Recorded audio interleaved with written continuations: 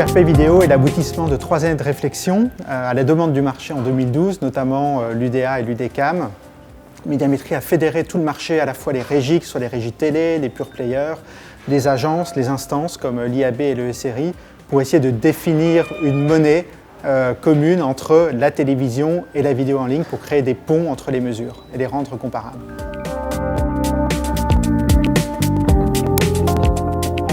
Le Media Rating Council considère une impression visible pour la vidéo dès lors que 2 secondes du format publicitaire est visible au moins pour 50% de sa surface. Le marché français a considéré que cette définition n'était pas assez précise et a mis en place ce GRP vidéo qui prend ces 2 critères de visibilité et de surface visible, mais de manière continue, c'est-à-dire que plutôt que le contact soit de 0 ou 1, il est entre 0 et 1 de manière continue, à l'image de ce qui est pratiqué en télévision, où la durée d'exposition joue un rôle évidemment prépondérant dans le calcul du GRP. Enfin, le GRP vidéo sur cible sera la combinaison de ce taux d'exposition avec les données fournies par Digital Ad Ratings, connu sous le nom de Nielsen ECR, qui permet de calculer les impressions sur les cibles sociodémographiques.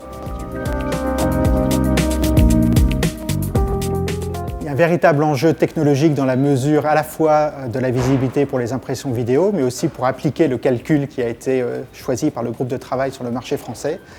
Après consultation, on a choisi finalement Integral Ad Science, société américaine qui vient d'ouvrir un bureau en France et qui travaille déjà avec nos partenaires Nielsen sur la mesure de visibilité des formats display. L'objectif de ce GRP vidéo est de comparer des performances télé avec des campagnes vidéo online.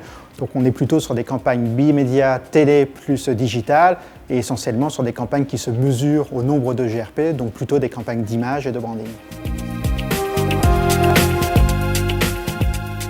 Alors nous avons partagé fin août les tout premiers résultats avec nos souscripteurs qui ont déjà permis de voir des vraies différences de taux d'exposition entre les différents formats publicitaires. Les prochaines étapes vont être de continuer l'intégration de l'outil dans les différentes plateformes, notamment les plateformes programmatiques et auprès des acteurs vidéo.